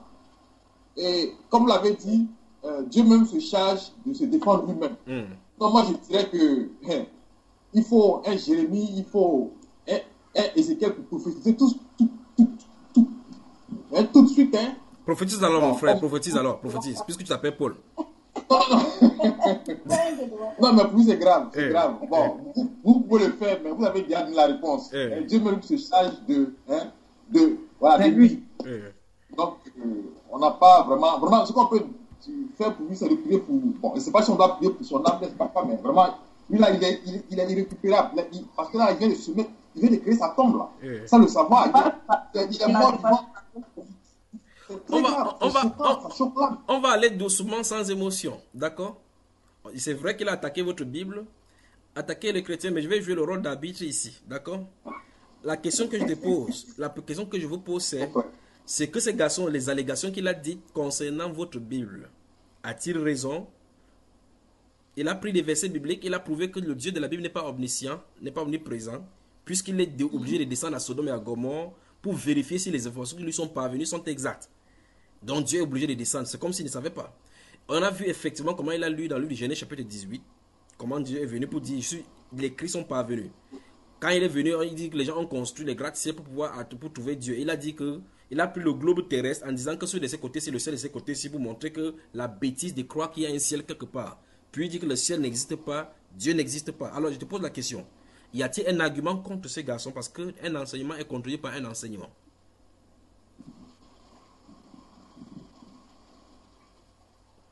Oui, mon frère. Il a insulté Dieu même. Oui, je comprends pourquoi tu t'es fâché. Il a insulté ton Dieu. Mais allons-y doucement. Hein? Pas d'émotion. Allons-y.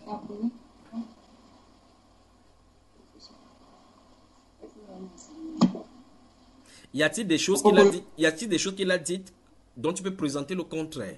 Il a dit que Dieu n'était pas omniscient, Dieu n'était pas omniprésent, Dieu ne connaissait pas tout, omnipotent, en prenant des versets dans la Bible pour dire, ok, à partir de cela, la conclusion c'est que Dieu n'est pas omniscient, puisque si Dieu dit à Abraham que le cri de Sodome est monté jusqu'à moi, je suis descendu pour voir si ce qui m'est arrivé est exact. Ça montre que il avait besoin de se déplacer pour comprendre.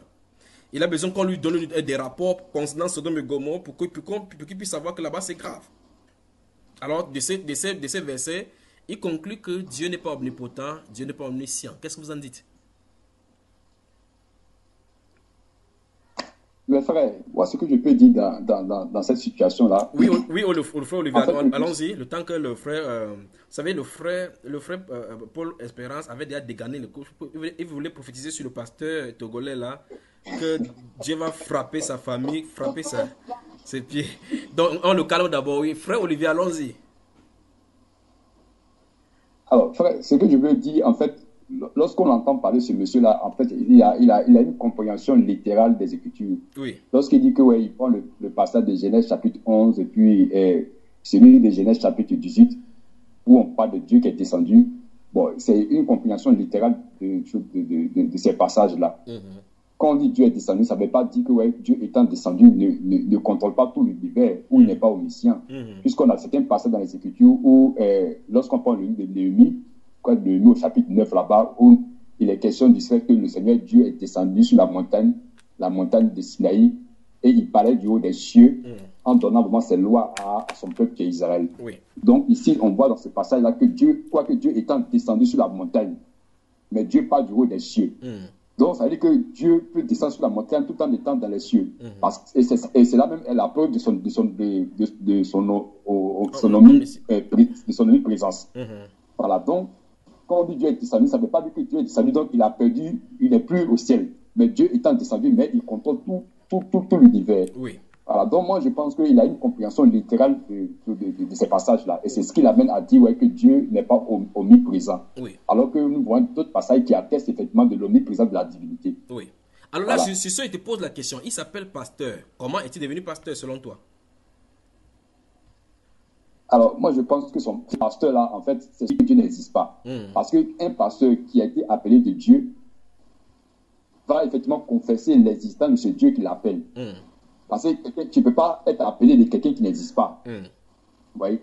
Donc, le fait de dire qu'il est pasteur et il remet en cause l'existence de Dieu, c'est la preuve même qu'il n'est pas un pasteur de Dieu. Il dit littéralement que Dieu n'existe pas, la Bible n'existe pas, que Jésus c'est un démon, que le Dieu de la Bible, il faut jeter cette Bible-là.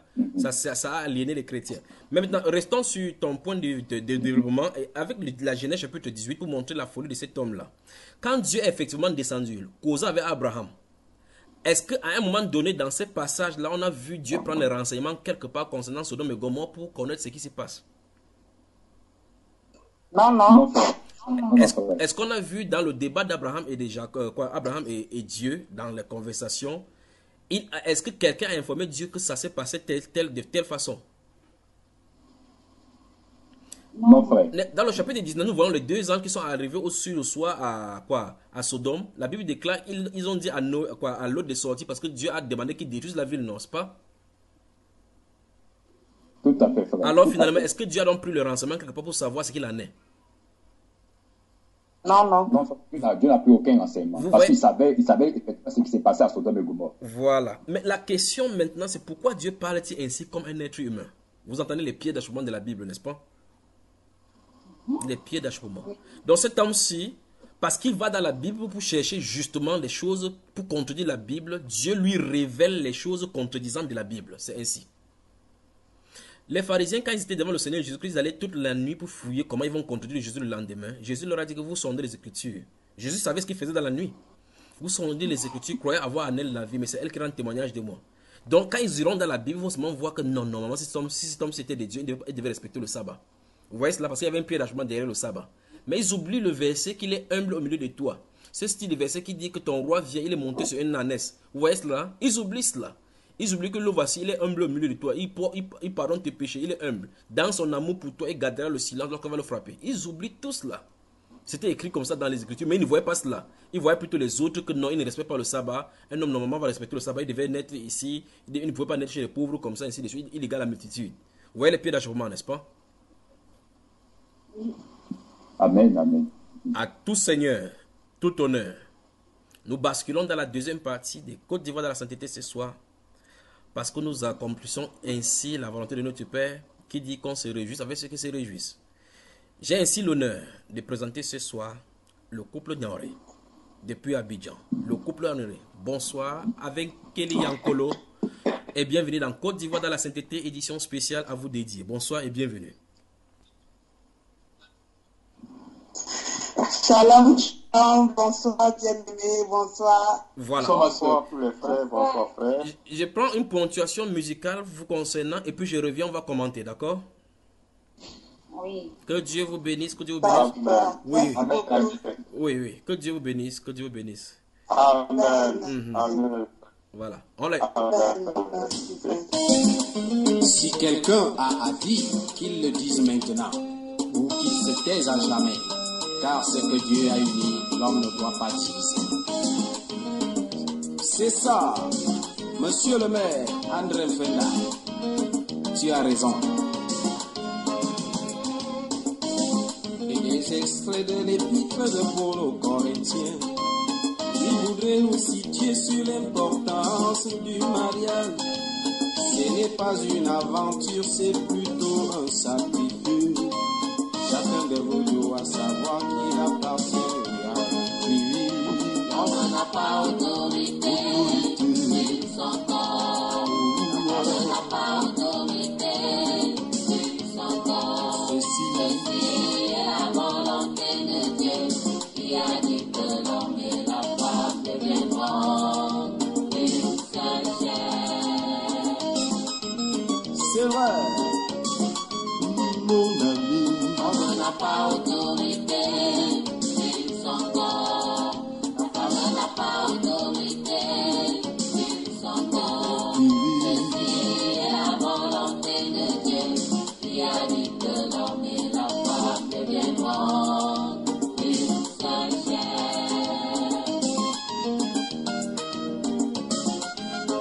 C'est vrai, mes amis.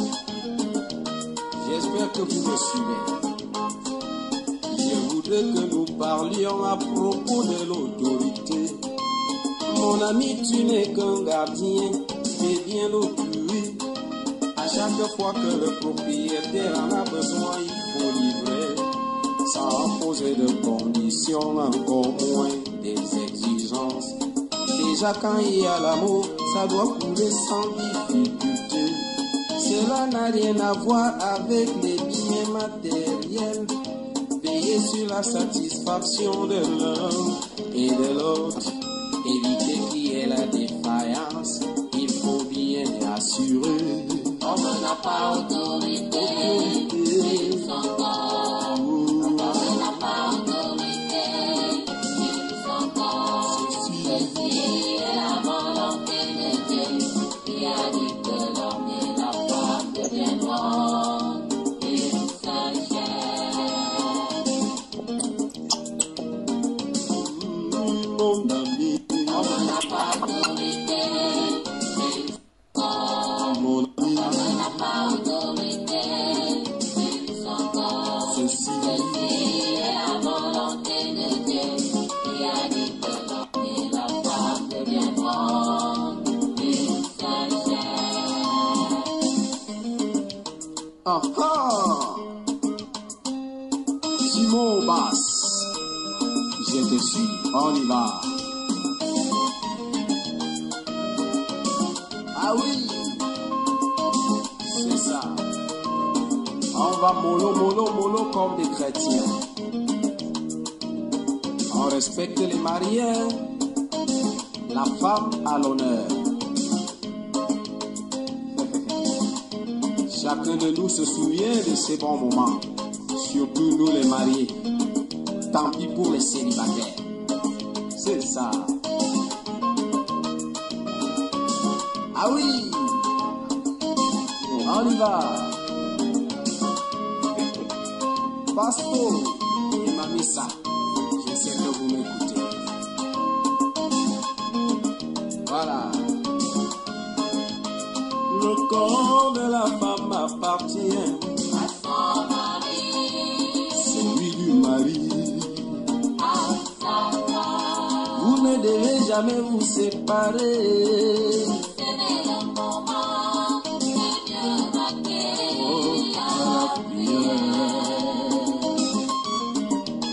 C'est vrai, tu le sais bien, Pablo, avec Christian. Le corps de la femme appartient à son mari, celui de son mari. Vous ne devez jamais vous séparer.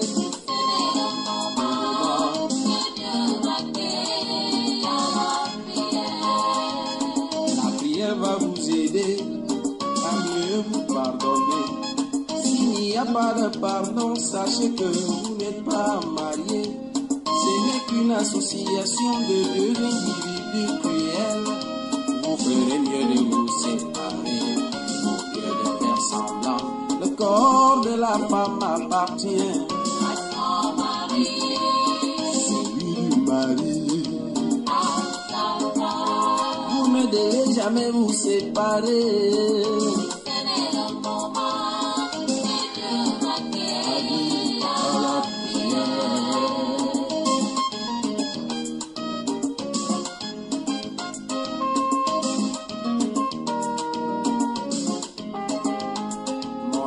Quand vous avez des problèmes, tu claques la porte, tu vas trouver une Wolorose dehors pour te venger. C'est un signe de faiblesse pour nous les hommes qui sommes dictateurs. Sachez que tu as fait le détournement des biens d'autrui. Et toi ma chérie, tu comptes toujours sur ton petit chantage. Dans les petits problèmes, tu programmes le dimanche. Tu lui fais le tourne-dos assaisonné de l'emballage. C'est-à-dire tu mets 2 culottes, tu ajoutes le pantalon. Et au-dessus de tout ça, tu enfiles ton cabangondo. On appelle ça la confiscation et détention des biens d'autrui. C'est vrai, c'est très grave. Le corps de la femme appartient à son mari, celui du mari. Vous ne devez jamais vous séparer. Voilà. Côte d'Ivoire dans la sainteté, bonsoir. Merci à notre bien-aimé le frère Rance. Ouais. De cet extrait de sa musique en pour titre Autorité, que vous pouvez également trouver gratuitement sur YouTube. C'est l'artiste camerounais Rance. Rance s'écrit R-O-N-Z. Le titre c'est Autorité. Je crois que, comme j'ai dit à l'entrée ici, à tout seigneur, tout honneur. Le couple Niaoré, bonsoir encore et bienvenue. Bonsoir. Le frère Niaoré, c'est le chef de famille. Qu'est-ce qui t'inspire cette musique de Rance?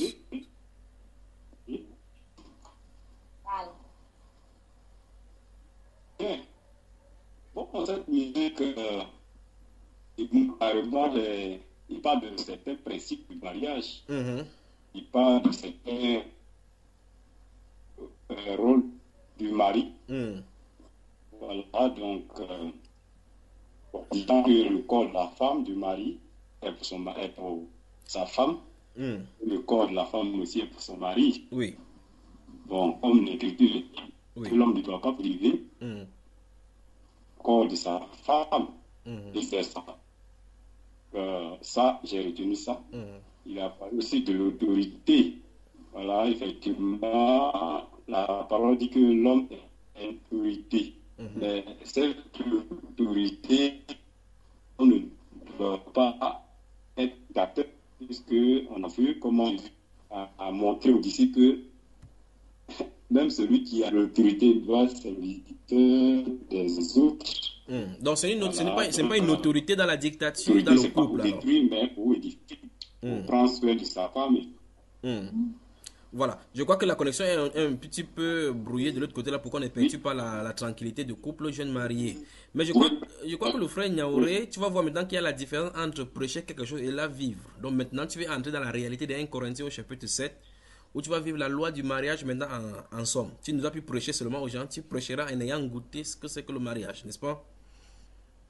En tout cas, courage, c'était juste une apostrophe de ton côté.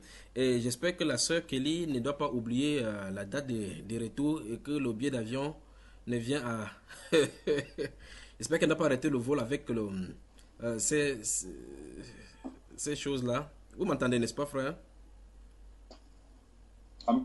J'espère que la sœur Kelly n'a pas oublié qu'elle doit rentrer. Il y a une date fixée sur le billet d'avion. Alors, la sœur Kelly, félicitations encore, que le Seigneur te bénisse.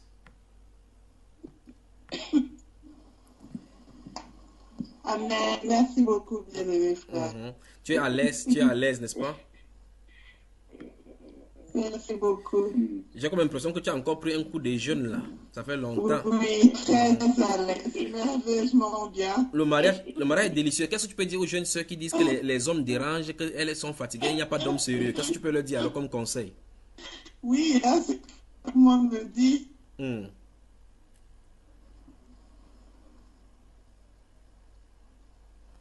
Aussi de se décourager, que le Seigneur nous oublie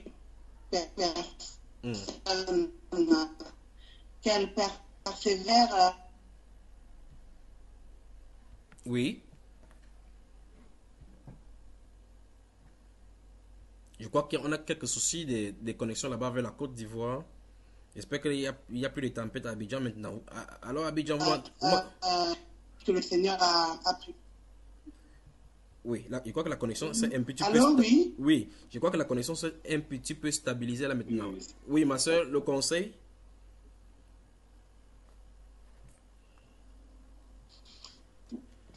Je dirais aux sœurs de ne pas désespérer.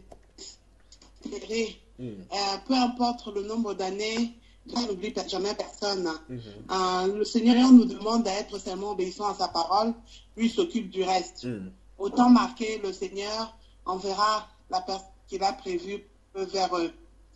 Et surtout aux sœurs, c'est-à-dire que en tant que femmes, souvent nous avons des idées dans la tête.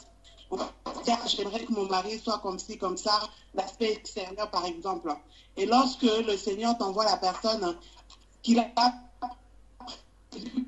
pour toi, mais qui ne correspond pas à ce que toi tu as dans ton côté, tu vois, et ainsi donc vraiment rechercher d'abord l'intérêt, enfin. Oh là là, la sœur Kelly est en train de nous donner de bons conseils là, mais en fait, en chercher d'abord l'intérêt de la personne, les qualités de. Oui, la sœur Kelly, on va revenir sur ces conseils-là que tu as en train de donner parce que là, la connexion n'est pas bonne. Je crois que l'édition prochaine, je ne sais pas quand vous travaillez encore, tu dois revenir sur ces conseils-là parce que maintenant tu es devenue la maman conseil. Tu dois devoir conseiller les jeunes filles pour qu'on puisse avoir aussi à apprendre de toi. Je crois que la connexion n'est pas stable dans la Côte d'Ivoire. Vous voyez que la connexion n'est pas stable, n'est-ce pas? La connexion n'est pas stable. Côte d'Ivoire dans la sainteté. Amen. Côte d'Ivoire dans la sainteté, bonsoir et bonne soirée. Oui, amen. Bonsoir, frère. Bonsoir, frère. Bonsoir, frère. Oui. Frère Junior. Oui. Bonsoir, frère. Oui. Alors, si tu peux me rappeler le nom de chanteur là. C'est Ronz. Il s'appelle Ronz, R-O-N-Z. R-O-N-Z. Vous tapez sur YouTube, Ronz, autorité, et puis son tueur sauté. Bonne soirée.